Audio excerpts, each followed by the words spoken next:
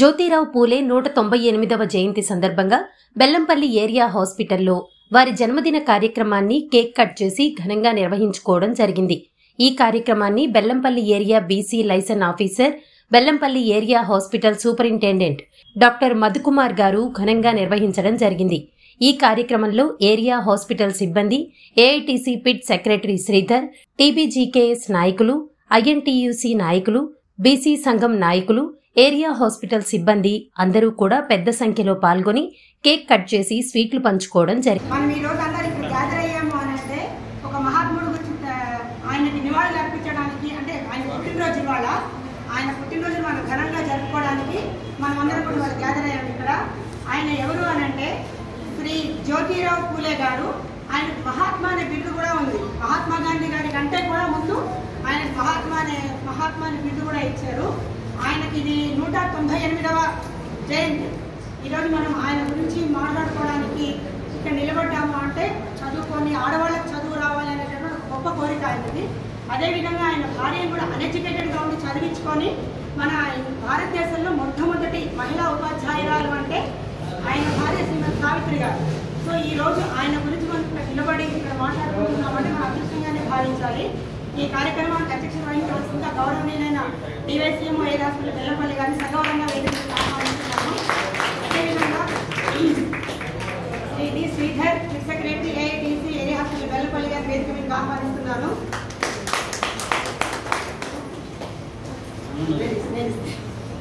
శ్రీమతి N Vijayalakshmi, magazine, area hospital Bellampalli గారి వేదిక మీకు ఆహ్వానిస్తున్నాను.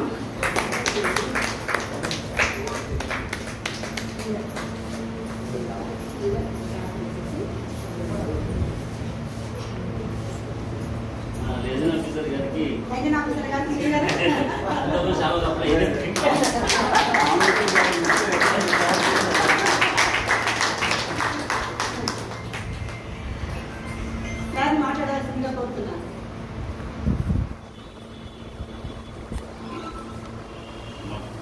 అందరికీ సారీ డిలే అయినందుకు. అక్కడ మన బయోమెడికల్ వేస్ట్ మాట్లాడుతూ పెట్టుకుంటూ కూర్చున్నాను నేను. మళ్ళీ ఇక్కడ నుంచి పోతే లేట్ అవుతుంది. దాదాపు భువనేశ్వర్ గారు మొత్తం ఉద్దేశాలు. ఈరోజు జ్యోతి రావులే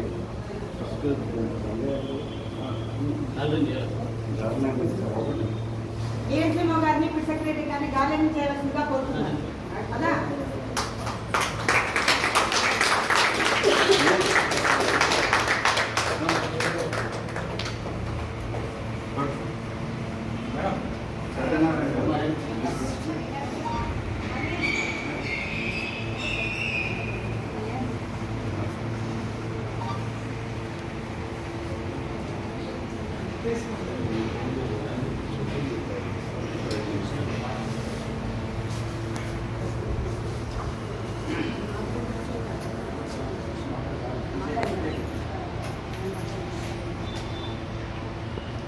ఈరోజు జ్యోతిరావు పూలే గారి జన్మదిన సందర్భంగా ఇక్కడికి విచ్చేసిన doctors, administration staff, matron, pit secretary Sridhar,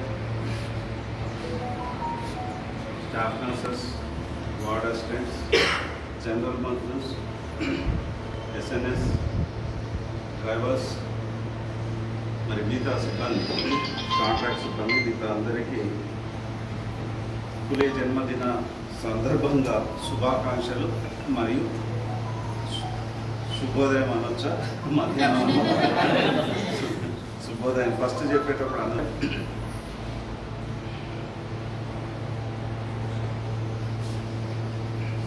సమాజంలో కుల విభేదాలు, వర్ణ విభేదాలు, సామాజిక అసమానతలు ఉన్న ఈ సమాజం, అంధకారంలో ఉన్న ఈ సమాజంలో జ్యోతిరావు పూలే గారు ఒక ధృవ తారగా, ఒక జ్యోతిగా జన్మించి మహాత్మా అనే పేరును కూడా సాధించుకున్నారు. ఆయన 1827 ఏప్రిల్ 11 జన్మించారు. ఆయన జీవిత ప్రయాణం 1827 నుంచి 1890 దాకా జరిగింది. ఆ ప్రయాణంలో ఆయన ఎన్నో మంచి పనులు చేశారు, ఎన్నో అసమానతలు దూరం చేశారు. కాబట్టి ఈరోజు ఈ జన్మదిన వేడుకలు జరుపుకుంటున్నాం. ఇందాక కామేశ్వర్ గారు చెప్పినట్టుగా శూద్రులు అంటే గతంలో ఈవెన్ అగ్రకుల మహిళలు, దళిత బహుజన మహిళలు ఎవరికి చదువు లేదు. అంటే ఒక అగ్రకులాలు తప్ప వేరే వాళ్ళకి ఎవరికి చదువు ఉండేది కాదు. అలాంటి టైంలో జ్యోతిరావు గారు, ఫులే గారు ఏం నమ్మారంటే చదువు ద్వారానే ఈ సాంఘిక సామాజిక అసమానతను దూరం చేయొచ్చని ఆయన గట్టిగా ఫీల్ అయ్యారు.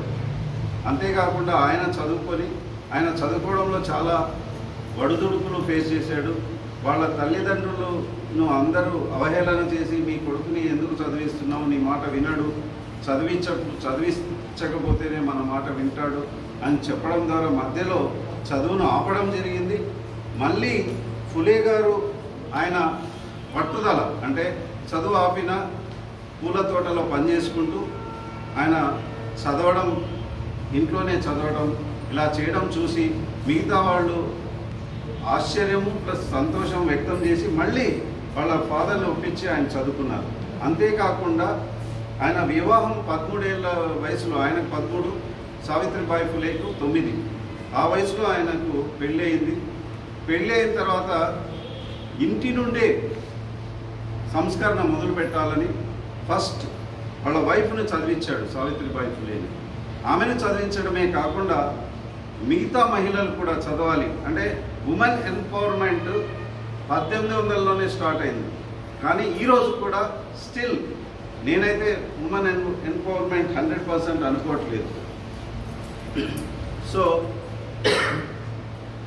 అన్నీ అంటే వాళ్ళు ఏదో ఒక కులం కోసం వర్క్ చేసిన వాళ్ళు కాదు.